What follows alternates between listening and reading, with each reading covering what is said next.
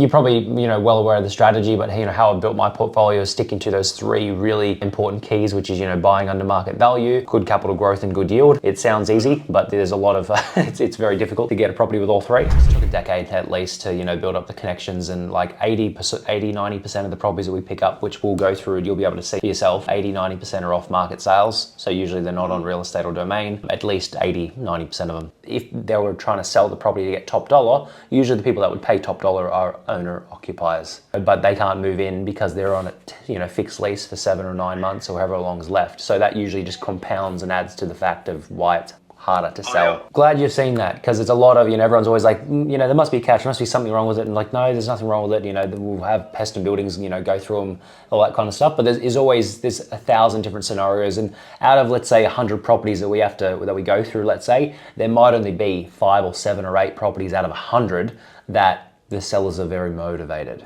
and those are the ones. So we've got to sift through all these sellers that are wasting our time to try to find the ones that we can tell they're in a situation where they need it sold quick. Their priorities are different. But then you speak to real estate agents as well. Real estate agents, if you become friends with real estate agents that do it every day, they sell hundreds and hundreds of properties. They'll always say there's bargains out there. Like it's like anything in life. You got to sell something, really quickly. The price will always generally reflect. And if you had also timing, like if you had more time, like if but family, kids more important, right? Than getting an extra $200 on top of it. You could have wasted so much time where you could have spent it with your family and all that. Yeah. So when, let's say, 3 or 4 really good options come available, they're in the price point, you've got a few different options to consider, and they're negotiated. Basically what will happen is I'll put a very detailed email together with everything in relation to the property, a detailed brief about the property itself, every kind of data and statistic that you can imagine, like facts, figures, data, statistics, reports, cash flow sheets,